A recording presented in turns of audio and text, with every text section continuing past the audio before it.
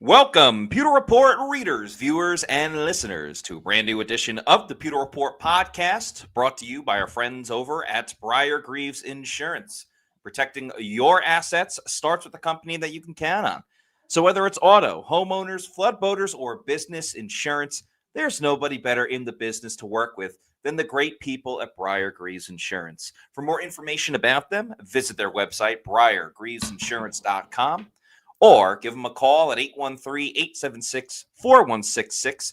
That's 813-876-4166. And you're really going to want to give Briar-Greaves Insurance a call because they are doing another Bucs ticket giveaway. That's right. If you give them a call and let them see how they can help you with your insurance situation, you will automatically be entered into a raffle to win tickets to the Bucs Thursday night football game against the Atlanta Falcons. Ooh. These are in the lower bowl, the Creamsicle game, another primetime game. All you got to do is give Briar-Greaves Insurance a call, and you will automatically be entered into the raffle to win free Bucs tickets for Bucs vs. Falcons at Raymond James Stadium on Thursday night football.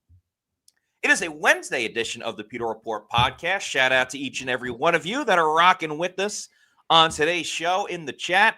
It's a Wednesday show, so we will be previewing the Bucs' next game, which is a day later than usual. It's their second Monday night game of the season as they go on the road and face the Detroit Lions, another team they've seen a lot in recent seasons, and should be a really fun showdown in this one. So we're going to break it all down on today's show.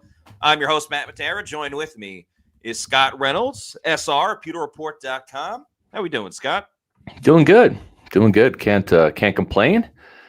Kind of a weird week in terms of schedule because of the Monday night game. So we didn't even have true access to One Buck in Your Place today. It was a couple of virtual interviews, but we'll be there tomorrow. Tomorrow will be Thursday, but it will really be like a Wednesday. So we'll get Todd Bowles and Baker Mayfield tomorrow and hear what they have to say against a familiar opponent. This is a team that, like the Eagles a couple of weeks ago, the Bucs have played the Lions a lot lately. They played them twice in the 2023 season.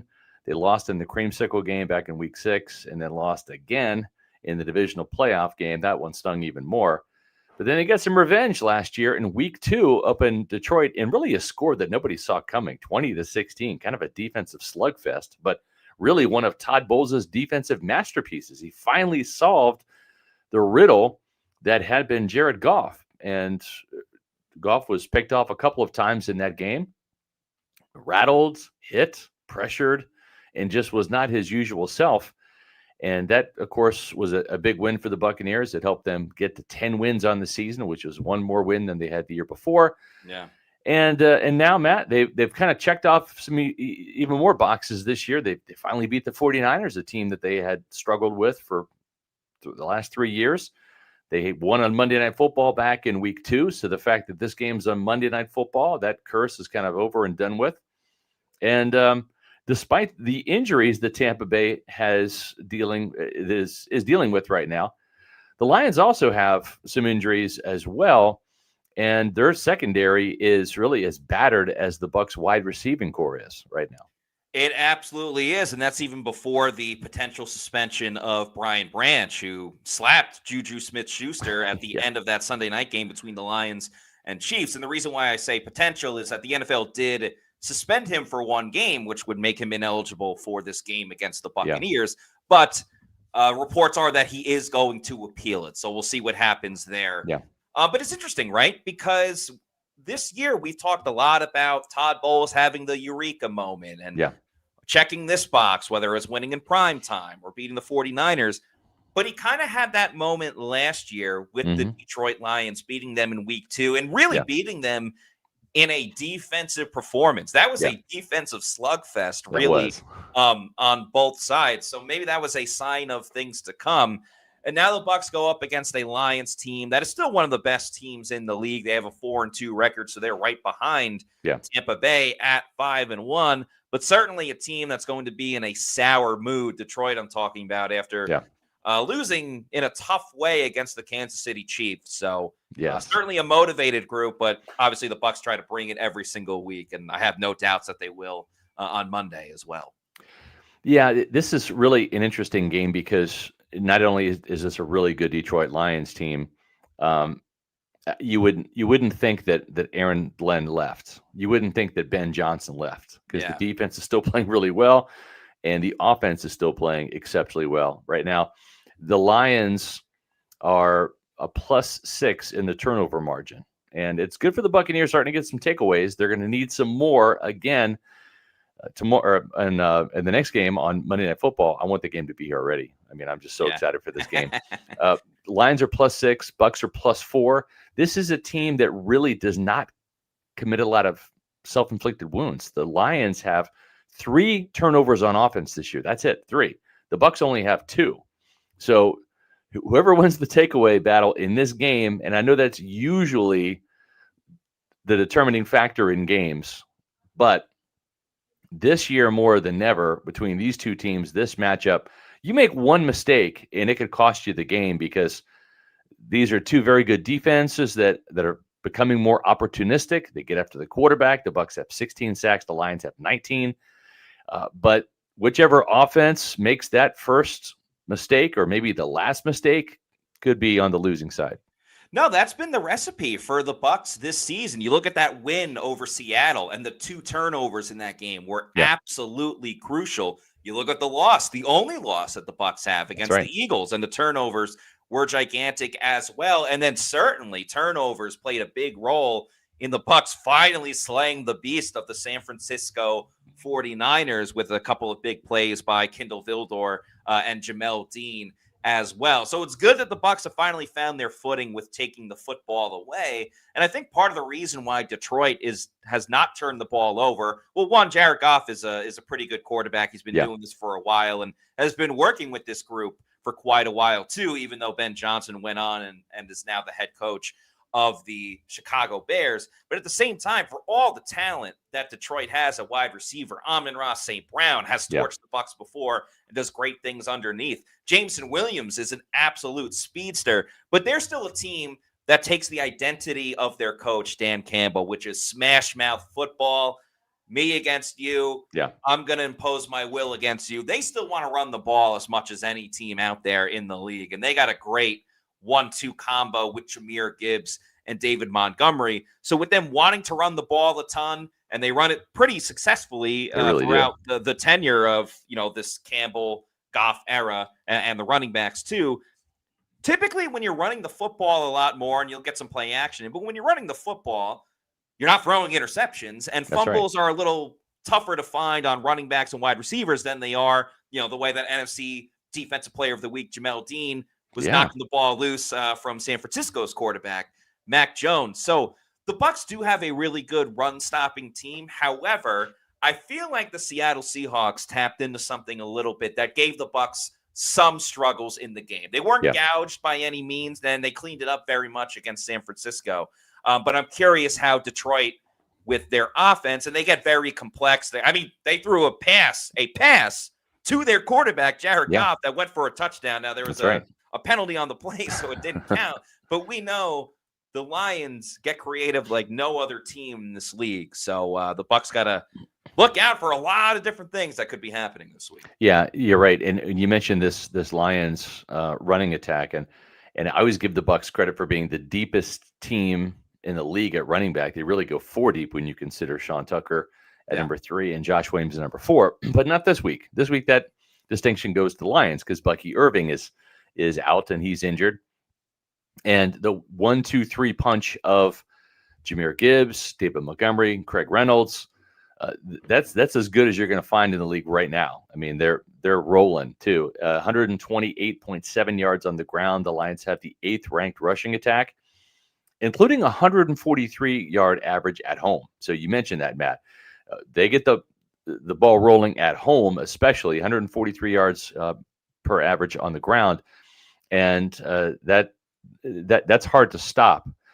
Jahmyr Gibbs is one of those players that can go the distance on any play, and even David Montgomery had like a 71-yard run this year too. So he's more of that workhorse back.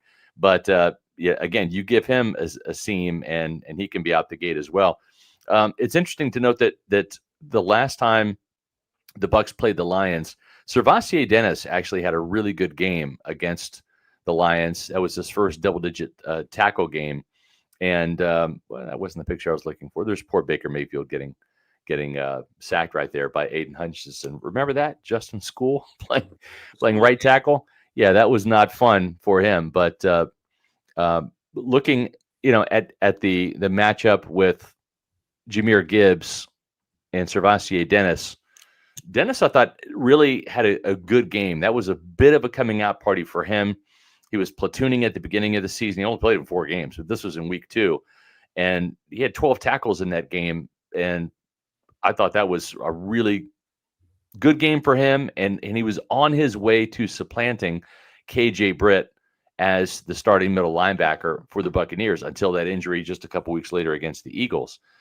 And then Servassier did a pretty good job on Sunday, I thought. And I wonder, too, with Todd Bowles deploying a lot of zone defense last week against the 49ers, if we see that again, Matt, just because you've got these running backs, and Montgomery is usually in there to pass protect. He's a very good pass protection back. Right.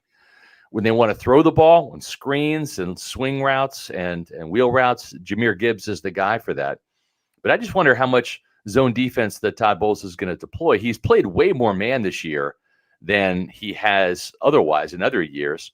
And when you've got Zion McCollum hopefully returning this week with Jamel Dean, who is the #1 rated cornerback in Pro Football Focus's grades. And not just that, let's just pause for a second and give Jamel his flowers. Yes. NFC Defensive Player of the Week. Happy birthday. Yes, Jamel on Dean. his birthday. Happy birthday, Jamel Dean. 29 years old. And so that's some good news for him. He's playing exceptionally well. They need him to play really well because Benjamin Morrison, the guy they kind of drafted to replace him, I mean, he's played literally a handful of snaps because he's been injured himself, even more injured than Jamel Dean. He's going to be a good cornerback in time, I've got no doubt. But, hey, you're getting the best of Jamel Dean right now in a contract year, and I think this is a win-win situation for both he and the Bucs. But I'm just curious. We'll see on Monday night, but I wonder if we're going to see a little bit more zone coverage to try to keep these linebackers in front of these running backs, whether it's in the box and run support or if it's just underneath in coverage.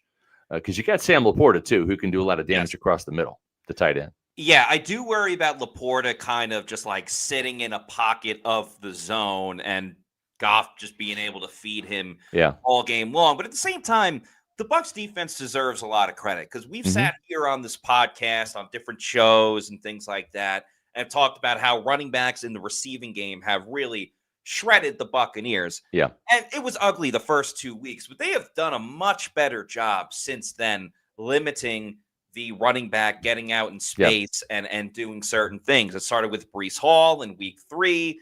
The Seahawks, while they scored a lot of points, it wasn't really just throwing it to the running back. And we talked a lot about how they were able to do a great job of open field tackling with Christian McCaffrey. And Servassier Dennis, maybe our expectations were a little too high for him going into the season because we saw him look so good in practice. But that's the biggest thing between training camp practices and then playing at a great level in the NFL. And I think what we learned with Servassier Dennis, like he's got a high football IQ, but in-game repetitions, there's nothing like it, man. And he really has gotten better from week to week. And a lot of Bucs fans wanted to jump on him right away, and we are critical too. But he deserves some respect as well. Is I it agree. perfect? No, not at all. But he's showing that, by the time we get to December and January, Servassier Dennis, if he keeps incrementally getting better week by week, well, then you feel much better about the linebacker room as a whole. Currently, especially when Levante David is still making splash plays from time to time, and of course the future of this team. And then as far as the cornerbacks go, I mean, it doesn't get much faster than Zion McCollum and Jamel Dean at outside corner, and at the same time, it doesn't get that much faster with Amon-Ra St. Brown and Jameson Williams. Now, obviously, Todd Bowles is going to not just run zone the whole play, not just run man the whole play. But I'm wondering when Bowles will pick his spots to play man-to-man. Because Amon-Ra St. Brown is such a quick twitch type of guy. And I'm not saying that Dean and McCollum can't hang with him. Right. But it's just, again, the way that the Lions are able to scheme things open. And I think Bowles knows that he can't just run the same exact game plan the way that they defeated the Lions the last time around, because obviously the Lions are looking at that too. So I'm curious what Bowles will have in his bag of tricks for this one. Yeah, me too. And I think He's 0813 makes a really good point here. One of our Pewter Report TV Platinum members. He says Lions going to pile up the offensive numbers, but the one area the Bucs have to keep a lid on is the points allowed, just like last year. Yeah, the Bucs won that game because they played really good red zone defense. Right? Yes. I think they had a fourth down stop. They had interception in the red zone, and then of course it always helps when you have an interception on Jared Goff because he just doesn't give the ball away very much at all. But to have Zion McCollum come out right out of the gate and pick off his first pass. That was huge, right? Because that really kind of set the tone a little bit for the Bucs defense, and it kind of muted the day that Jared Goff was going to have, right? And I think they have to do that again. Whether it's Yaya Diaby coming through with a big hit, Vita Vea, coming through and pressuring the pocket. They've got to get some sacks, some hits on Jared Goff early. Try to rattle him. He's just such a pro. I'm not saying that that's going to ruin his day or he's going to go in the downward spiral, but it's certainly going to help. If you give him all day unencumbered, he's going to just carve you apart.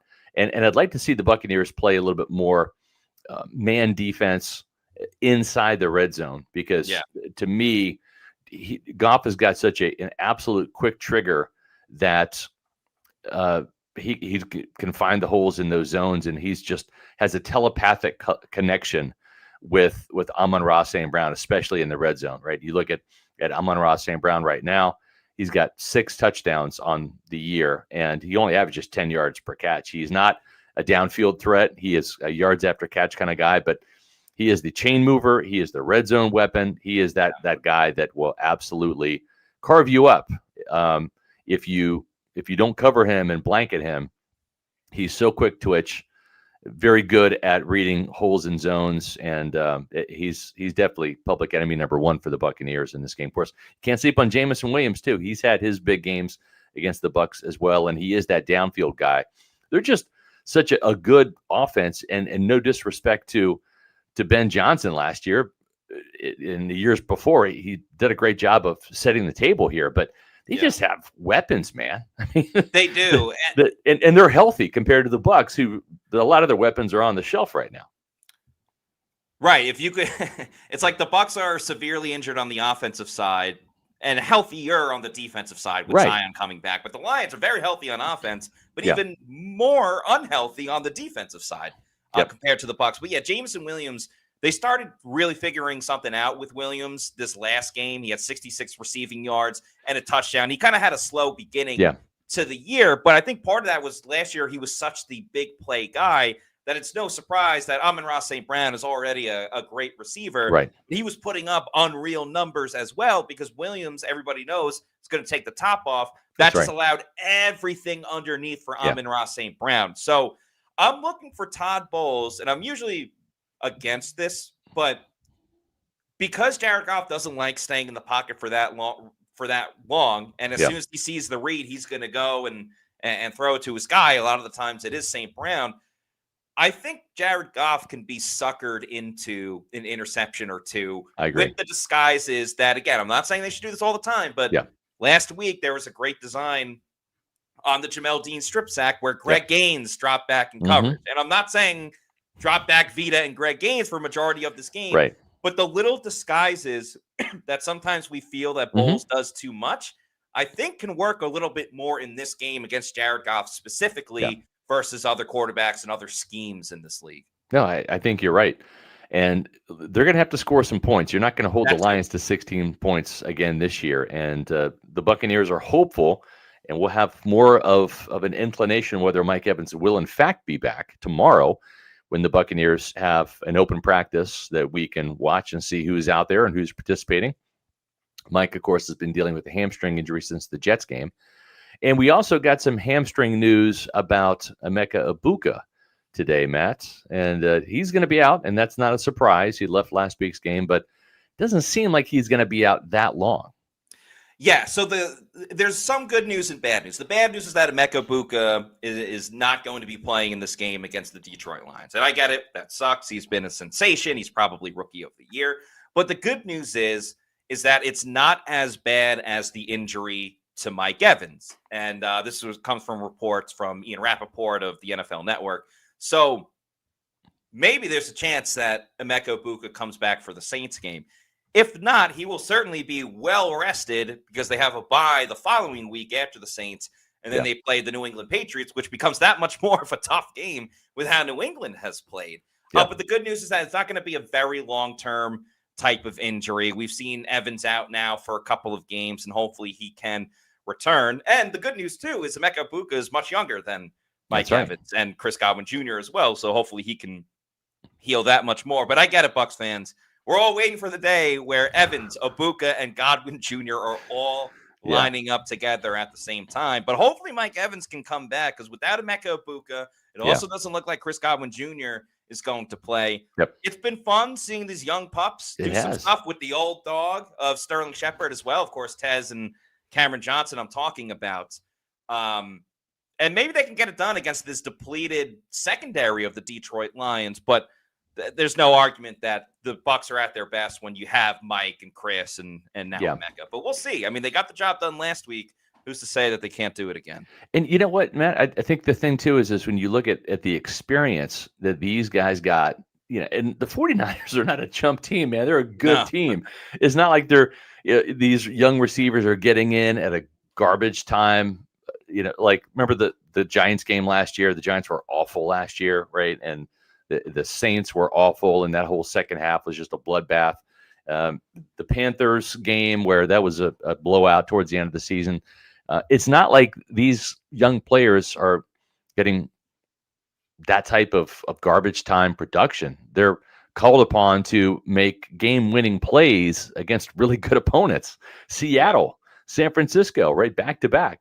And so this is only going to make this receiving core better when Mike Evans, Emeka Ibuka, and Chris Godwin do return, because when one of those guys needs a breather, I mean, Sterling Shepard, get in there, go make a play. Tez Johnson, get in there, go make a play. Cam Johnson, we trust you, go in there, make a play.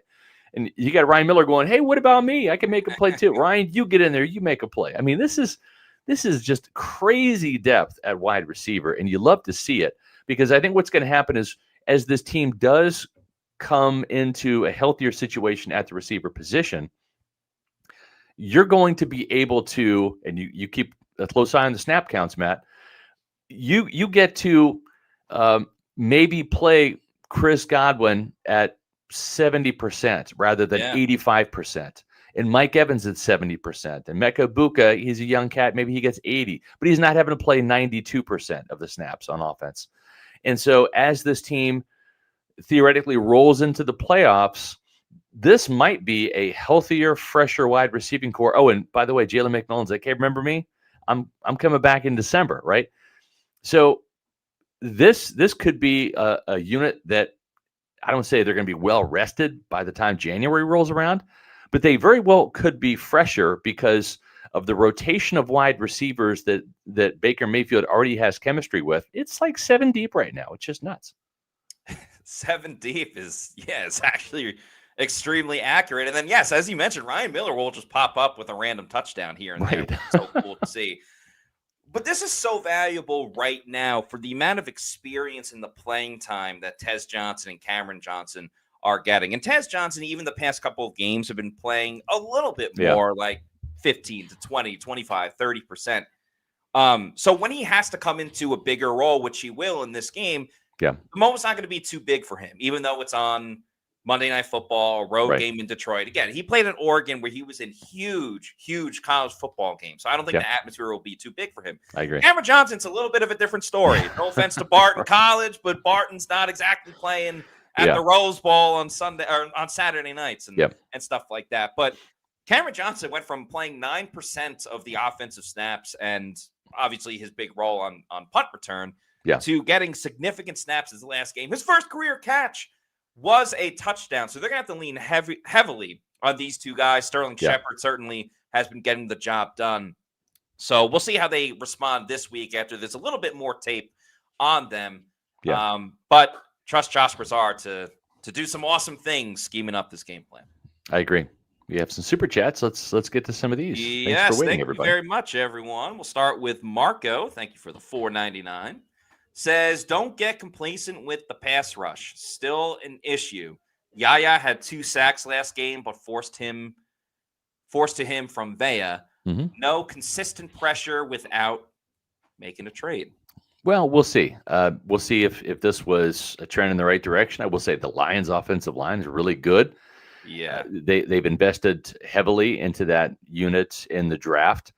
Tate Ratledge, who is a guard that we liked at Pewter Report from Georgia, he's a rookie. He's starting at right guard. Christian Mahogany, another offensive guard that we liked in the draft lead up from Boston College a couple years ago. He's their left guard. Of course, Penei Sewell, he's an all-pro right tackle.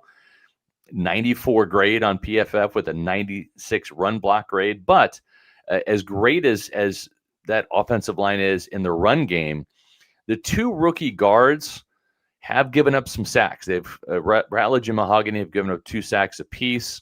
Their PFF pass protection grade, take PFF with a grain of salt, but it is what it is. 43.2 pass pro grade for Tate Ratledge, the rookie, and Mahogany at 49.5. So these guys they want to run the ball. They don't want to pass protect. But the Lions do a good job at the pass, the play action, the RPO game. So even when they're in pass protection, it's not like Jared Goff is taking a 7-step drop and going bombs away. Yeah. He gets rid of the ball very quickly out of his hands. You see that in his completion percentage, 75.9%, 14 touchdowns, 2 interceptions. I mean, he's off to another Pro Bowl start. He's just a really, really good quarterback. And the running backs that we talked about, both these guys are almost identical. 390 yards rushing for Gibbs, 334 for Montgomery, 4.5 yard average for Gibbs, 5.1 yard average for Montgomery, 4 touchdowns apiece. They just have a machine with that running game. So winning first down is going to be huge. Todd Bowles, we like to see those blitzes on first down because it does one of 2 things. Number one, it throws an extra body in there to clog up some running lanes if the Lions decide to run the ball. But Matt, we've also seen out of those 6 sacks, 3 of them came on first down last week against the 49ers. And that's one thing I love about Todd Bowles. He's going to blitz you a lot on first down. Yep. And he's going to be like, you want to run? Okay, you're going to run into some bodies because we're bringing them. Oh, you want to get cute and do play action on first down? Well, guess what? We're sending Antoine Winfield Jr. Yeah, let that play develop. Yeah, exactly. So I like the fact that Bowles has blitzed a lot on first down. That's going to continue in this game. I always felt this was a game where they're going to need more from Vita Vea in a pass rushing standpoint. He's already given a lot. But, when the Lions trot out an offensive tackle like Penei Sewell, it's going to be difficult for anybody to, get a pass rush. Yeah, exactly. To get a pass rush off of the edge. And also you got to think with Frank Ragnow retiring and he couldn't do it anymore. That's still a big loss for Detroit that it's tough to overcome for any team when you're replacing a great offensive lineman like that. So I think this could be a big Vita Vea game. And if you remember last season against the Lions, Vita Vea got hurt in that game and wasn't able to finish it. So now a full game with Vita Vea. And by the way, he played a little bit less snaps this week. And I'm actually kind of happy about that. Me too. That'll keep him fresher as well. And, the Bucs aren't going into that game being like, we need to keep Vita Vea fresh for the Lions game because you still got to go out and beat the 49ers. But since that mission was accomplished, you're able to keep Vita Vea good and ready to go for this matchup against Detroit, where, yes, they do want to set up a 3rd and long type of situation. And Elijah Roberts has been getting to the quarterback a little bit more, too. And Elijah Roberts actually played more snaps than Logan Hall last game. Now, I'm curious if that's because if that's just because of the performance of Logan Hall or because he was dealing with that injury a little bit earlier in the season.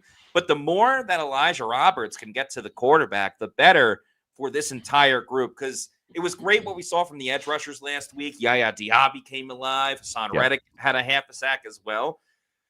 I want that to continue. I'm just not banking on it. Based on also Goff's penchant to throw the ball and get rid of it quicker. And I know that's been an issue for this team is why aren't there the sacks? Well, they're throwing the ball in 1.5 seconds. That might be the case a little bit, but if you're getting that pressure up front, well, then Goff's going to be forced to hold on to the football. Yeah, that's right. And he's tough to sack, tough to pick off, and just a damn good quarterback, really. Yeah, for sure.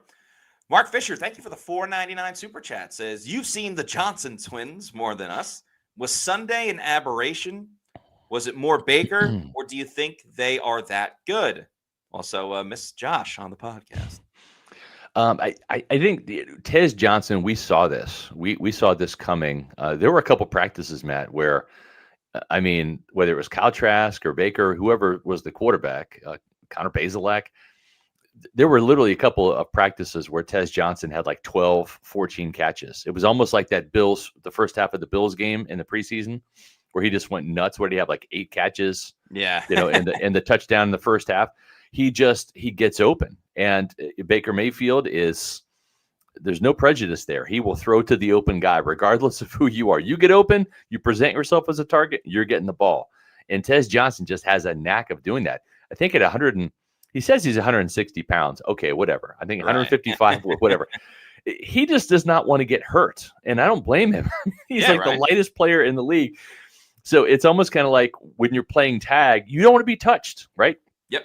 And it's like he is playing tackle football like it's flag football, which is you can't get the flag, right? I mean, he is slippery. He is elusive.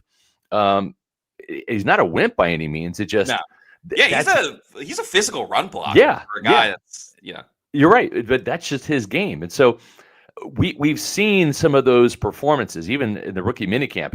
You're like, wow, this kid's really good. This is kind of a steal. With Cam Johnson, we've seen flashes.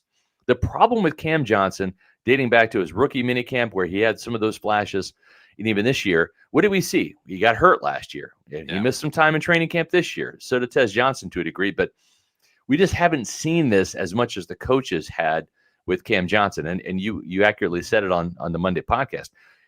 He made the team with his return ability, but they've also liked what he can do as a receiver. And he's gotten some end rounds in practice. He's kind of been a gadget guy, but I didn't see the 4 catches on 4 targets for 64 yards and a touchdown coming. I didn't see that, Matt. So I think Cameron Johnson's production, which is awesome, it's not an aberration, but it's more of that's Baker Mayfield, the MVP. Yeah. Because Cameron Johnson's touchdown, that was a clear audible at the line of scrimmage. Right. Baker calling to another play, and Cameron Johnson was wide open. Let's be realistic. And I think the nerves get to Cameron Johnson a little bit more. Because if you recall last season, his rookie season, he had a wide open ball in the end zone that he just dropped. That's right. And he didn't end up having a catch that entire season. Then the last preseason game this year, we have to remember, as great as Tez Johnson was doing, Cameron Johnson was involved a good amount. But he also had a couple of drops, wasn't able to reach the end zone. Or there was one where he should have had a touchdown but wasn't able to get it. And maybe that's, again, just coming from a small school, not playing in these big-time moments. I'm not saying Cameron Johnson is going to lead the Buccaneers in receiving yards every single week, but I think Baker Mayfield and Josh Broussard can get the best out of Cameron Johnson. I fully agree with you with Tez Johnson. I think he's going to be more of a focal point, more of a guy that Baker wants to get the ball to if Sterling Shepard isn't available or Mike Evans or whatever the case may be. But it's a good 1-2 punch. They can find ways to scheme both of them. Oh, wait, Matt. Did you say punch by happenstance? I did say punch. Well, I'm just letting you know right now. They got a fantastic player's punch.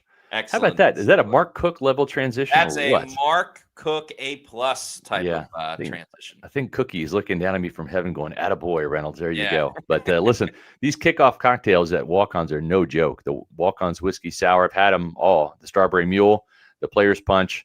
Fantastic drinks, 3 Tampa Bay area locations for your walk-ons pleasures. Wesley Chapel, my neck of the woods up here in Midtown Tampa, down there by Matt Matera and the stadium, and over there in Lakeland. And they've got more than just that. For game days, hey, how about doing some celebratory shots? The Washington Apple, the Lemon Drop, the Tropical Vegas Bomb, the Green Tea, the Mexican Candy. Well, they don't have just drinks there. They got food at Walk-Ons as well. And you can score big flavors and even bigger vibes. They have 2 new nacho platters that are fantastic. The spinach and artichoke dip is always a hit. I'm getting hungry just looking at this. I'm telling you, I am starving right now. Hey, babe, we're going to Walk-Ons tonight. Just letting you know after the pod. 2 cheeseburger sliders out of the 3 right there that they have. They're fantastic. The mozzarella logs, You can get all the TVs that you want, all the food and drink that you need at Walk-Ons. Again, 3 Tampa Bay area locations: Wesley Chapel, Midtown Tampa, and Lakeland. Aren't we like in a football extravaganza now? Isn't there like a college or pro game on every night for like the next 50 days or something? Pretty much. I thank you to Maction, Tuesday Night Yeah, Football there. But yeah, I absolutely. think for the next like 45 days, Yeah. every single day of the week, there's some kind of football. To get to Walk-Ons. That's and the watch world all I the want. games. Yeah. Yes, go to Walk-Ons. Lightning hockey's back, so NHL is back, so there's a lot going on. You're going to need all those TVs. Yes. And I mean, they've got every single game on. There's no bad seats in the house. You can watch everything that you want to watch, and the food and the drinks are fantastic. So get to Walk-Ons. Yeah, shout out Walk-Ons. Eric Moreno, thank you for this $2 super chat. Says, Izzian only played 2 snaps on the defensive side. Why is he okay? I was a little surprised that Christian Izzian didn't play that much on the defensive side, just knowing who was in and out of the lineup at corner. But Todd Bowles trusted having Jacob Parrish go outside and in the slot and have Kindle Vildor on the outside if Parrish was on the inside. And again, 3 points allowed in the second half. You can't argue those results. And that's right. There's been a couple of injuries with Christian Izzian. He had I think it was a shoulder injury. That's why he missed week 1. And then the quad injury is what's kept him out the past couple of games. Oblique injury. Yeah, sorry, oblique. Yeah. So I'm fine with kind of like slowly bringing Christian Izzian back. They're going to need him at some point. I mean, hopefully they're not going to need him to play a ton of reps because all their other players are healthy. But he's an important guy. I was a little intrigued by it. But I mean, again, they played well defensively overall. If my memory serves, he had an interception last year too, didn't he? He did. He had an interception. And that's going to be the topic for tomorrow's podcast at 4 o'clock here on Pewter Report TV. Can the Bucs defense tame the Lions again? Todd Bowles cooked up a defensive masterpiece, holding the Lions to 16 points, picking up Jared Goff twice. Zion McCollum had one. Christian Izzian had one. So let's just see if he can do it again, right? That was a fun game to watch. If you love defense, that week 2 game was phenomenal. I was in heaven for that game. And then on Friday, boy, this week is going by quickly. Friday at 4 o'clock, we'll probably have to do a later Pewter Insider. I'm springing this on Matt right now because we're going to be at One Buccaneer Place during our usual 1:30. Last Monday game we did it at 4, so we should just do it at 4 again. Yeah, so we'll do a 4 o'clock podcast on Friday. Pewter Insider. If you're a Pewter Premier or Platinum member, you get access to our bonus podcast, which will be on Friday. And there you go. Can the Bucs wide receivers beat the Lions secondary? So we're going to talk about the Lions secondary here in just a minute. But this is going to be, I think, one of those key deciding things we talked about, which team's going to be giving the ball away the most. That's going to probably be the loser. The red zone defense, very important for the Buccaneers this week. They give up a lot of touchdowns in Seattle in their last road game. They got to hold the Lions to field goals. And this receiving core that Tampa Bay is going to put out there, we'll find out who it's going to be in just a day or two. But they got to show up against the Lions secondary that's kind of been decimated with injury. And then just a reminder, when we do our Pewter pregame shows, it's always on game days. So this show is going to be on Monday. So you're going to have to play hooky from work, or at least pretend you're working, put the headphones in. And we're going to have this on Monday morning at 9 a.m. So start your work week with us. Pewter pregame show live 9 a.m. on Monday for Monday Night Football. And then Monday Night Football, hey, it's a 7 o'clock game again. It's the early part of the doubleheader. That's the great news. So we don't have to wait until midnight to find out who wins this game. Pewter Game Day. Matt Matera, Daniel Morales, Bucs at Lions, 7 o'clock. October 20th, that's Monday Night Football. So a lot of great content coming up for you. The week's about halfway through, but we've got some really good shows on tap for you starting tomorrow at 4 o'clock here on Pewter Report TV. That's right. Looking forward to it. Let's keep these super chats rolling. Yeah, we got a good amount to get to. David Van Dunn, thank you for the $1.99 super chat. Says, among all quarterbacks, where do you see Bake's next contract? This is a good question. I was looking it up a little bit before. So currently, I'll do it like average pay per year. Dak Prescott is first overall at $60 million per season. Joe Burrow's next at $55 million. So is Josh Allen. So is Jordan Love and Trevor Lawrence. Tua is at $53. Jared Goff's at $53. Currently, Baker Mayfield is at $33 million. Yeah. Clearly, yes, a gigantic bargain. Yeah.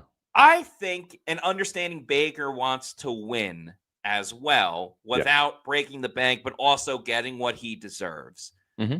I think the Bucs can get him to.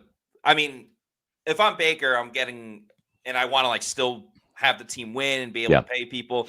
I think $50 million is fine in terms of it's not the highest paid quarterback, but you're still in the upper echelon of quarterbacks that are getting paid. If I'm the Bucs, I'm kind of hoping for that. I try to get him at $45 million, but I think $50 million is a good settlement of Baker gets a huge upgrade in his pay. He's one of the highest paid quarterbacks in the league, but also the Bucs aren't spending the ultimate amount of money to be paid. So. Yeah, and when you look at some of these, like he's better than Tua Tagovailoa, right? And that's $53.1 million. Jared Goff is making 53, Brock Purdy 53, Justin Herbert 52, Lamar Jackson 52, Jalen Hurts 51.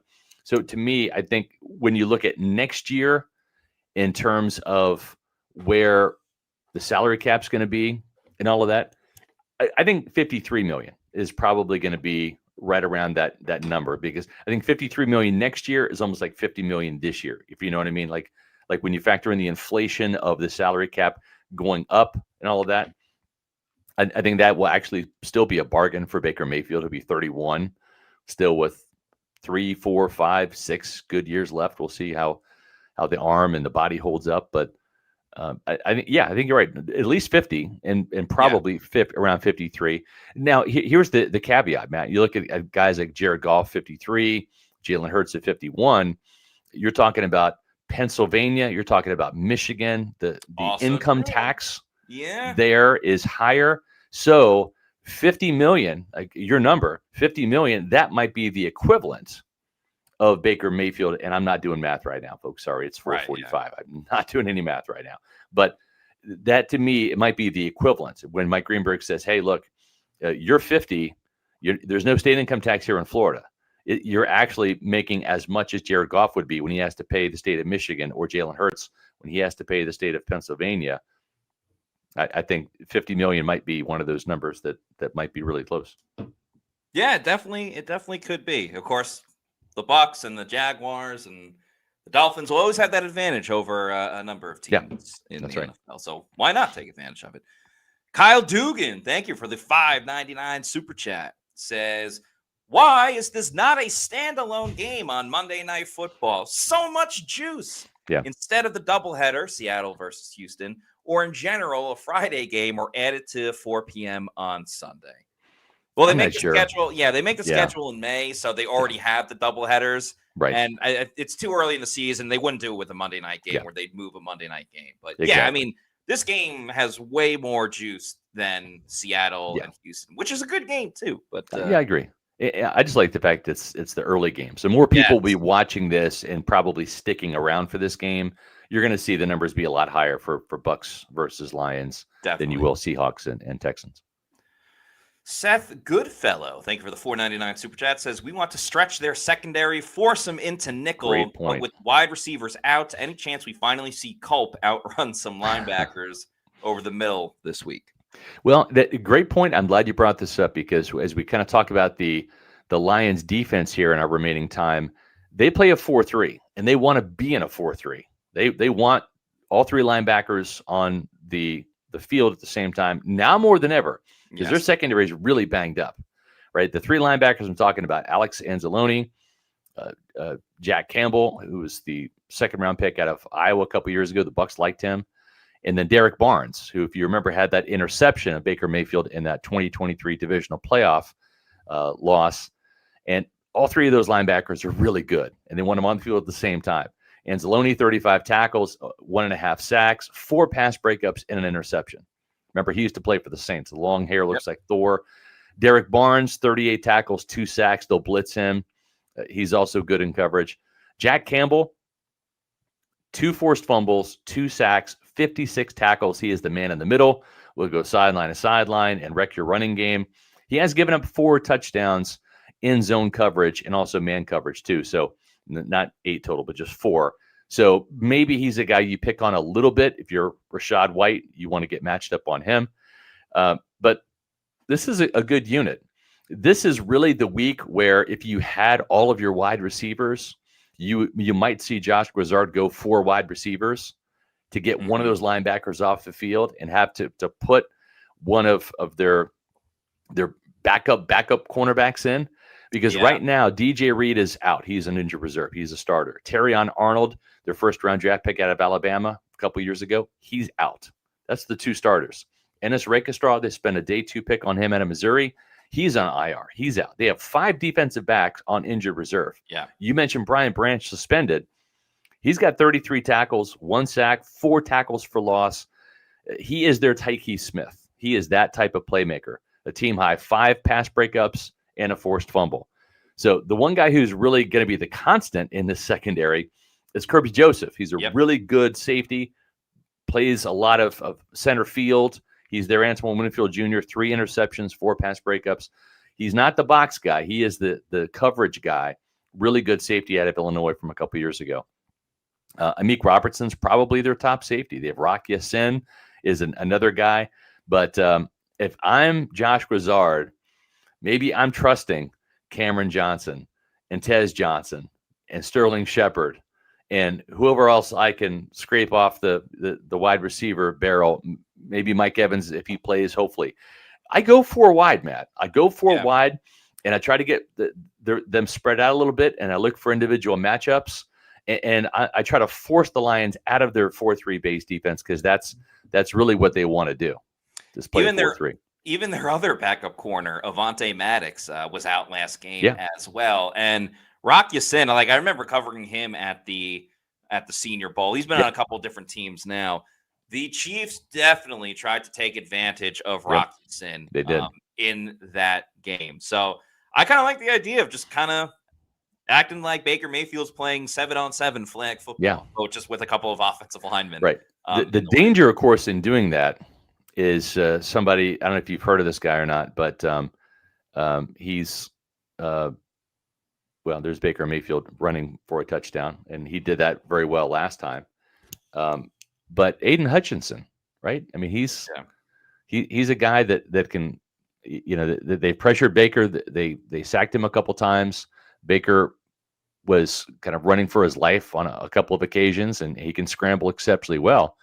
But to me, that matchup with Charlie Heck versus Aiden Hutchinson, it didn't exactly play out really well for Justin School. He gave up 3 out of the 4.5 sacks that Hutchinson got in week 2 last year.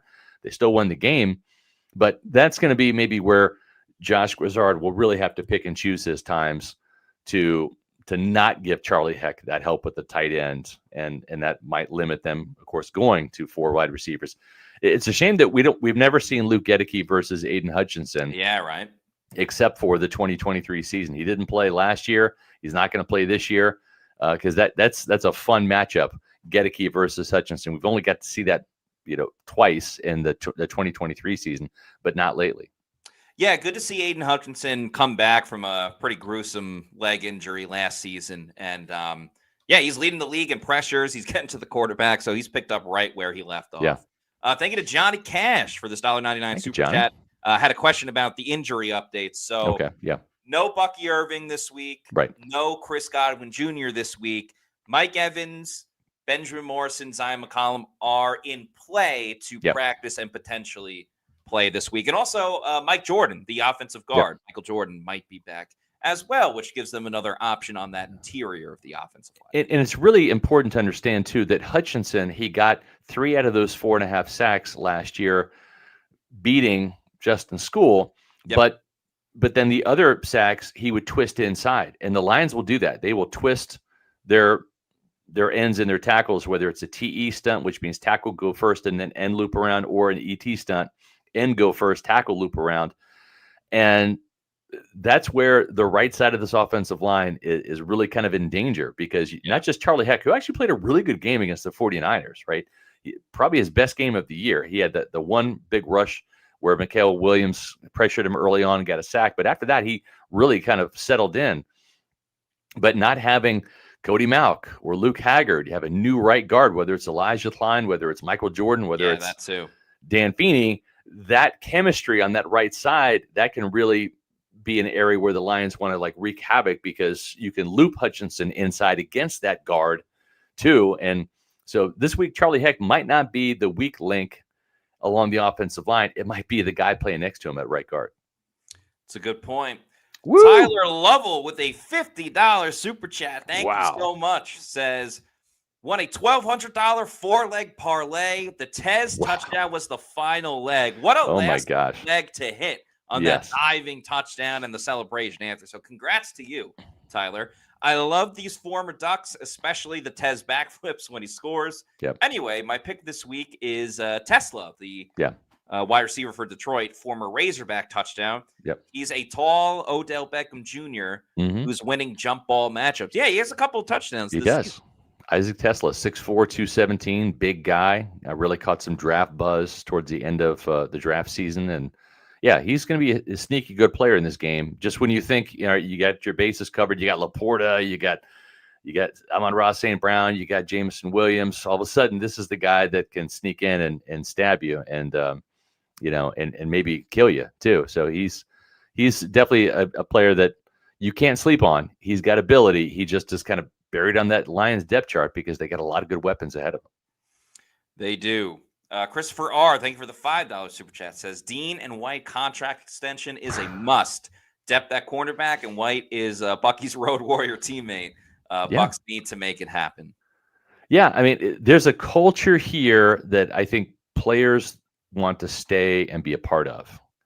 And listen, you have to make financial decisions, because as much as these players love to play a child's game, they get paid a king's ransom or have the opportunity to make a king's ransom. And this is not an old person's sport. This is a young man's game. Sometimes you got to get the bag when you can. And but at the same time, sometimes the grass is not always greener. Sometimes you might get more money to go elsewhere, but you don't fit in that scheme. And your career kind of just spirals and tanks. So it's like, would you rather be a semi-star here and have a legacy and help a team win and be a part of winning and that type of culture? Or do you want to just be a free agent cast-off and go somewhere as a hired gun? And maybe you find your fit, but maybe you don't. And maybe you end up shaving a couple of years off your career just because you wanted to grab the bag while you can. It's a million different ways to look at it. Everybody's situation is different. And sometimes home is where the heart is, and that's where you need to stay. And I'm hopeful that Jamel and Rashad White can maybe take less money and stay here because they want to be a part of it. We'll see what happens. I'm intrigued. Definitely a compelling storyline. Sunshine and Lollipops Cat, thank you for being a YouTube channel member for 2 months. Good Says question. Casey Rogers spilling Bowles secrets. Good question. Nobody knows Todd Bowles' tendencies better than Casey Rogers, who was a longtime defensive line coach, going back to his Jets days when he was the defensive coordinator up there with Bowles when he was the head coach. The one thing I'll say, Matt, is Todd Bowles, even though he might have some tendencies, he's doing different things this year. Yeah. And he knows this. I mean, he knows what the Casey he's not going to be like, Casey, what are you doing here? Right. Exactly. But we have seen Todd Bowles just put his defense in a blender on a week-to-week basis. We saw him rush 3 and drop 8 against Sam Darnold on a couple of those plays. So this is a guy who's never stagnant. He's never static. He's always changing and evolving. So I'm not as concerned about this, because even though Bowles has those inner tendencies that he kind of reverts to form a little bit here and there, I think maybe even because of that, he's going to throw a whole bunch of stuff at Jared Goff that he hasn't seen yet. Yeah, I mean, it's not the first time coaches are going against former assistants. I mean, they played Dave Canales twice last season and beat Dave Canales. So there'll be a couple things certainly that Casey Rogers can point to, but I don't think ultimately it'll be the deciding factor. Whoa! Huge shout out and thank you to Black Gold 1999 for this 99.99 super chat. We appreciate you so much. So thank you. That's the highest super chat we've gotten this season. Yeah, Black Gold 1999 has done this before. So thank you. Says quickly, Stephen A. and Colin, we don't need your praise for Baker or the Bucs. The same two individuals, along with Shannon, talking about Shannon Sharp, have been speaking negatively. Are they now taking back their words, especially Stephen A? I mean, listen, as someone who's in the media, and Matt, we've kind of we see this, and I think our mantra at Pewter Report is we're taking a picture, we're taking a Polaroid picture of what you're putting out there on the field this week. Now, you didn't like what you saw, you can take a retake next Sunday or Monday, right? And we try to look at our evaluations of players and the team on a week-to-week basis, because it can change. You can win, you can lose, you can throw touchdowns, you can throw interceptions, right? We are not Johnny-come-latelys to the Baker Mayfield bandwagon, though. I mean, yeah, we saw this guy make a complete U-turn in his career in 2023 when Dave Canales was here, and really become a legit starting quarterback again. And then by the end of the season, that Packers game, 4 touchdowns, perfect quarterback rating. I mean, he was on the cusp of being the Baker Mayfield he was and became in 2024 at the end of the 2023 season. So this wasn't a surprise for us. We saw last year 41 touchdowns, 4,500 passing yards, and a 71.4% completion percentage. I mean, that's crazy good. He was great last year. It's just taken the national media a long time to catch up, but we're OGs, we're day ones. We've seen this, and it's not new to us, and it's not new to you Bucs fans either. Their job is to say outrageous things to get ratings, and that's true. So, like, I understand that a little bit. I also think with a lot of national people, it's tough to watch every single game and know the details of every single thing. Yeah, right. I will say, like, I don't know what Stephen A. said. I don't know what Shannon Sharp said. Well, Colin Coward's been on Baker's jock for a long time. So that's what I was going to say. Colin Coward was and I actually like a lot of his shows, and I think he makes good points about other things, especially week-to-week matchup. But, man, he's such a jackass. I was watching the video the other day, going back to when Baker, either he was just drafted by the Browns or he's still in Oklahoma. And he's like, Baker, why didn't you celebrate with your teammates after that touchdown? Right. It's like, dude, that was the 4th touchdown.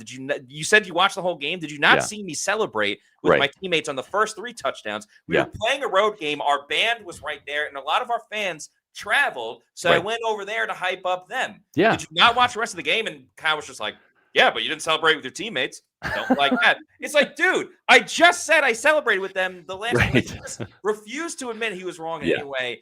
And that video still pisses me off. I know. It makes me exactly kind of not like Colin Coward for that, though. I do think he does make other good points, but I hate that freaking video so much. I know. I'm with you.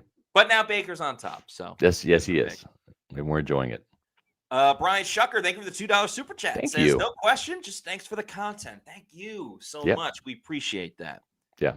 Timothy Fitzgerald, thank you for the $2 super chat. Says Baker gets her done. Look at 12-win 2020 Cleveland wide receiver corps. Yeah, that's right. This receiving core right here is even better than that one you're talking about with the Browns for sure. But yeah, he's just having a phenomenal year.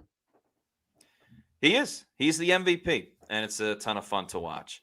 Let's get to this $4.99 super chat from David Weber. Yep. Thank you. Says, Scott, did you have a retirement party for the alarm clock jersey? Thanks for the coverage, guys. Yeah, I got it framed. Thank you, Andy Stoltz over at the A&S for getting that framed right there. I do have the old one. Great. If you'd like for me to replace it with that, I can do that for old time's sake. If you'd like to, relive the past, but no, we're turning a page, just like I'm turning a decade here from 20 years to 30. So, but I mean, listen, I can't burn this thing. I mean, it's well, I was gonna say it's not going to display it. Very nice gesture for the Tampa Bay Buccaneers. For sure. If it was a regular jersey, didn't have your name on the back. No doubt. Commemorating. I don't know about a retirement party, but how about a bonfire? But, exactly. But yeah, it was a very nice gesture by the Bucs. Super nice with the new updated uniform as well. Sure. 30, but yeah, good note. Is this the first episode with the? It is. Yeah. Just got I should know. I'm on the show with you every day. But anyway, we also have a new Pewter Report channel member, Jermaine Kelly. Thank you so much for your support. Welcome to Pewter Report TV. That's awesome. We appreciate you. We do. We appreciate all of our channel members. We're going to talk about them in just 1 second. But if you want to join the crew, you can do that. Show your support for Pewter Report by becoming a Pewter Report TV channel member. We have got awesome fans that we're up to 21,400 plus in terms of subscribers. Subscribing is free and easy. Hit the subscribe button on Pewter Report TV and just join the masses. Appreciate that. But if you want to take your support to a new level, you can do that. We have cool custom emojis that you can use in the chat and on comments, plus loyalty badges. And those are for our Pewter People members and our Pewter Pro members. The Pewter Pros also get early access to our videos before they go live to the public. The Pewter Premier and Pewter Platinum members get some awesome perks, including the Pewter Insider shows that Matt and I do on Fridays. And so find the membership level that fits your budget the best and help us out. Here's what we do with all of our YouTube money. We travel with it. We go on location to provide you guys with the best content that you deserve. Whether it's a Senior Bowl in Mobile, Alabama, because our draft coverage is bar none, the Combine in Indianapolis, the NFL annual meeting, which will be in Phoenix, Arizona this year, or we send some Pewter reporters on the road, like we sent Matt and Adam on the road to Pittsburgh for the Steelers Bucs joint practice. And we were all there at Jacksonville 2 years ago when the Bucs and Jaguars had a joint practice. So we also had some road trips during the year as well. So that's a great way you can help us out. All the money we get goes right into our travel budget, and we just pump out more content for you guys. So thank you so much for your support. And thank you to those Pewter Report Platinum members. Yes, thank you so much. To Scott Federico, Rachel Gordon, Noah Parr, Scotty J, Dave Anderson, Hezo813, Ash Fishpool, Joel Elrican, Sam, John Dale Morris, Zap Brannigan, RP89, Connor Four Reels, Kevin Thomas, Leighton Carter, Brandon Riley, Alec Bickler, Nick Dubuque, Zach Jarvis, Mario Thomas, Eric McMillan, Dominic Tarantino, HK Bucs, Brayon Pinkney, The Real Maverick, Doug I is Gifted, Brian Shucker, and Steven Zool. Thank you so much for all of your support at PewterReport.com and Pewter Report TV. Yeah, that's Christopher Arces. Can't wait to try walk-ons. If you haven't, holy smokes, you're missing out. You got to get there. We had our Pewter Platinum meetup at walk-ons where we had Zion McCollum and Mike Greenberg out there along with the Pewter Report staff. We got to meet about 24 of our Pewter Platinum members, and that's something we do annually. We're going to have that again during the mandatory minicamp in June. That's when we know the players are going to be around, so we'll get a couple players out there for that as well. It's a great perk for being a Pewter Platinum member. Just a quick reminder, we're not done with our shows this week. We've got a fantastic show on tap for tomorrow, and that's going to be, can the Bucs defense tame the Lions again? Spotlight is on Todd Bowles, just like it's going to be on Josh Grizzard, who was our cover guy today. Josh has got to match points with the Lions. The Lions are averaging 31.8 points per game. They're second in scoring behind Indianapolis. Tampa Bay's offense is ranked 26. So good job, Josh and Baker. 27.5 points per game. So this will be a tall task for Todd Bowles again. Feel like he's up to it, though. Friday's show, our Pewter Insider, can the Bucs wide receivers beat the Lions secondary, which really will only have one true starter out there, and that's free safety Kirby Joseph. All the other guys are going to be suspended or injured or whatever. So we'll see how the Bucs offense fares against the Lions defense, especially in the secondary. Don't forget, on Monday at 9 o'clock, our Pewter pregame show, Matt and I will be there with the latest injury updates. You can watch that on Pewter Report TV right here, our YouTube channel, as well as X and Facebook, where all of our live shows, whether it's the Pewter Report podcast, Pewter pregame, or Pewter game day, stream live. And make sure you tune in at 7 o'clock for Pewter game day. Matt Matera, Daniel Morales on the call. It's going to be a fun one. Can't wait for this game. I wish we could fast forward to Monday because I'm ready. I know the Bucs need to practice this week, but I'm ready. I don't know about you, Matt. And you know who else is ready this week? The USF Bulls are ready this week to take on FAU, the Florida Atlantic Owls, who have won 3 games already. This should be a fun one at Raymond James Stadium Saturday night.